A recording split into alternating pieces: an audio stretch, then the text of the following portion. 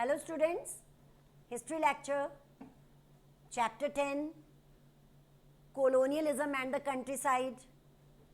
We are discussing about the rule of the East India Company between 1757 to 1858.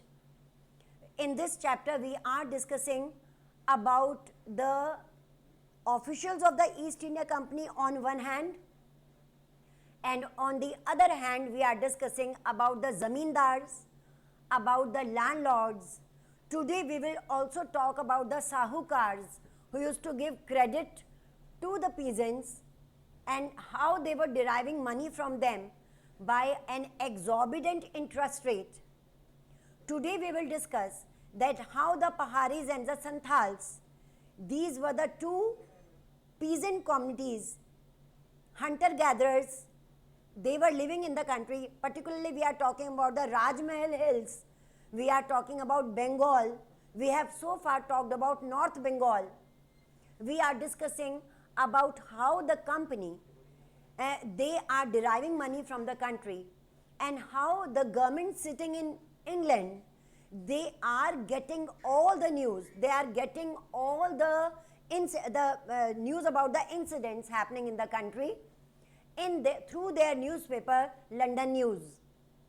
Every now and then, in the newspaper, London News, they are getting the images. The Santhals, the Paharis are not subduing before the officials of the East India Company. So, this thing was going on. Now, we will talk about the Santhals first, about which we are discussing that they have got an area called Damine Cove. Gradually and they also decided to work for the colonial people, for the officials of the East India Company, and they were doing agricultural work. They were using plough.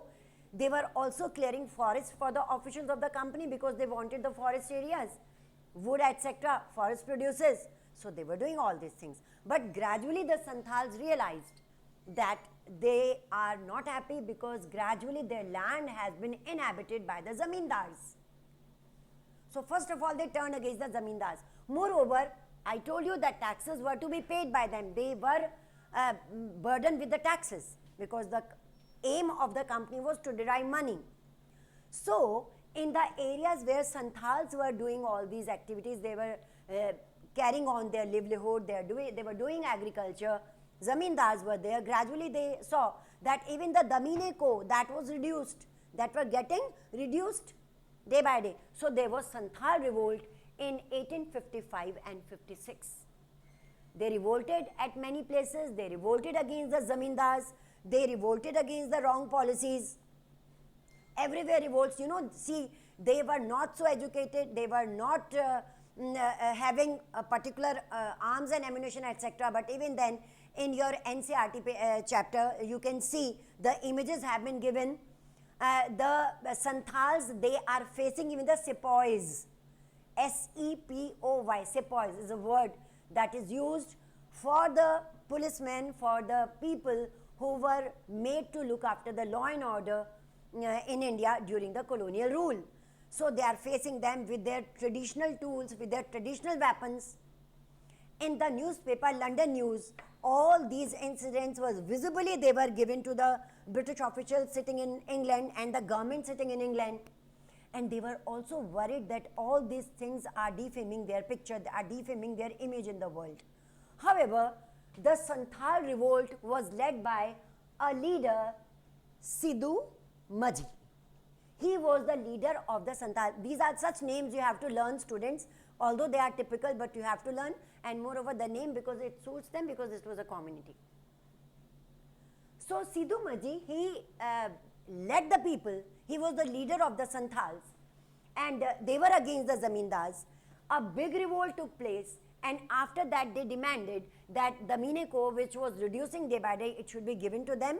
And at that time, we are talking about 18th century, and then we will talk about the beginning of the 19th century. At that time, they got their demands rectified after this revolt.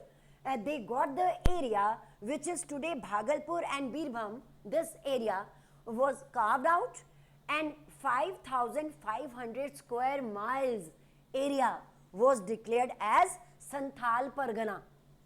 Santhal Pargana, where they could reside, they could carry on their activities, they could do their agricultural operations, and so on. So this was Santhal revolt. You get it in your board examination, very important. And moreover, when we will do the chapter Revolt of 1857, so the proceedings of the revolt of 1857, and before that we will do the causes. So this was one of the cause. They told the people that we can revolt, and after revolt we can gain what we want, what were our demands. Correct. So you will write down about the Santhal revolt. When Santhal revolt was there, revolts were organized at many places, particularly the peasants, the dissatisfied peasants who were suffering under the clutches, under the burden of the zamindar somewhere. Somewhere they were suffering under the sahukars, because they used to, I told you yesterday that it was commercial cropping also at that time. So they had to borrow money from the sahukars, from the zamindars, and they were charging exorbitant rate from them, and sometime this installment was per day. If they were not able, so they were punished brutally. So after the Santhal revolt of 1855-56, there were horde of revolts in Deccan, Western Deccan. There were revolts at many places, and peasants' revolts became very common in the country. It really defamed the image of the colonial rule, and as we are discussing from the beginning, that East India Company, a trading company, but all the political affairs were looked after, and all these activities were going on in the country under them. Then we come to, during the revolts, the accounts, or they were rightly called, in the previous lecture also I told you that Persian languages, Persian script was used at that time. So accounts of Buckingham, he came to India. Yesterday we discussed about him. The accounts of the Bucknan, they also came up about the different areas of the country, which areas are there which can be taken advantage of by the colonial power. Bucknan in his accounts gave all these details. But actually students, many historians, they do not believe in the accounts of the Bucknan, because he was obviously a British official, and he was on his official visit to the country, and he was forced to write whatever he was sanctioned. Could not write according to himself, because he was sanctioned by the colonial government. So in his accounts also we come to know that there were different areas, there were different revolts going on in the country, and there was revolt in the countryside by the peasants, particularly from Bengal. It turned to the western part of the India, western part and Deccan. They all were included, and they were revolts, because people were fed up of debts, people were fed up of the charges, the interest rate, plus the revenues that they were paying. We had discussed that even the system of the revenue was not proper. Harvest, agricultural prices used to fluctuate again and again. Fluctuation means sometimes the prices of the harvest went high, and sometimes they were low, according to the situation of that time. So even then, during these fluctuations, no relaxation was given to the peasants. So there were revolts. At many places where peasants revolted, the account books were burnt, snatched away from the sahukars and by the other people from whom they used to take credit, and they were burnt. This is rightly called in Persian, that is Bahi Khatas. Bahi Khatas. They were burnt, so that no record of their transactions can be proof against them. So they were burnt. This shows that how irritated they were. On one hand, they were suffering under the people, under the officials of the company, East India Company, British East India Company, and on the other hand, they were suffering under the clutches of the zamindars and then the sahukars for credit.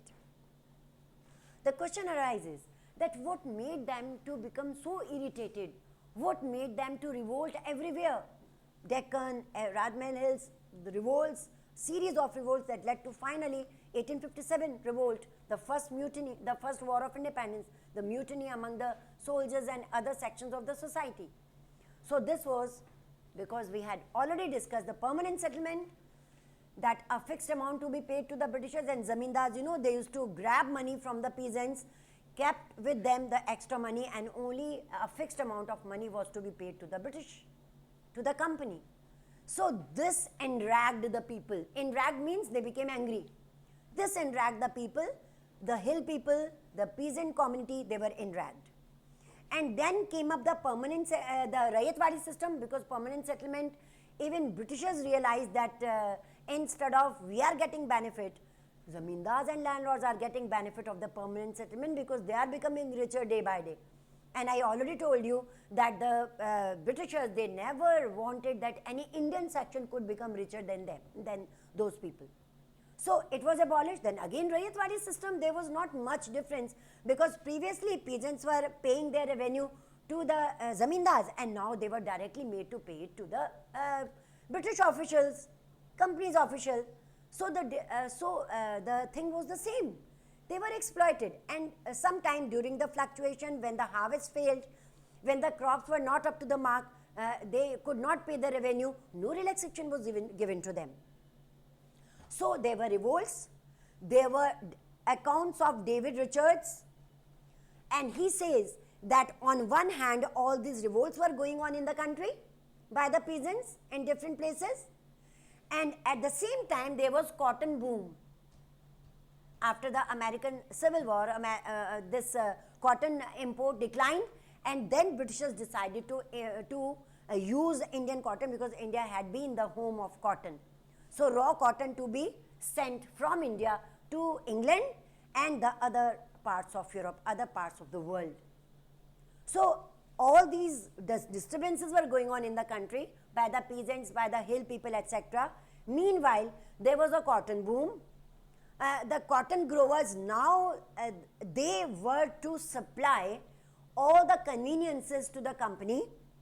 And this was the thing, because we have noted that industrial revolution had already taken place in England. And the first mill, the first industry that was set up was cotton textile. So from India, it was a cotton, the incident is called cotton boom. From India, they wanted to make India the base for cotton supply. India, domestic producers were going on, they were using cotton to produce khadi. But now the colonial government, they wanted it for their own industrial development and also to supply it to the other countries and earn money. So this was another thing, another activity that went on in the country, and that was revealed in the newspapers that were circulated in England. I gave you the example of London News. The cotton bales, bales means the big balls of cotton. They were there on the sea coast, because mostly the trade was done through the sea route, and that was carried on. Tomorrow we will discuss this topic further and go through all these topics and prepare your notes. Thank you, students.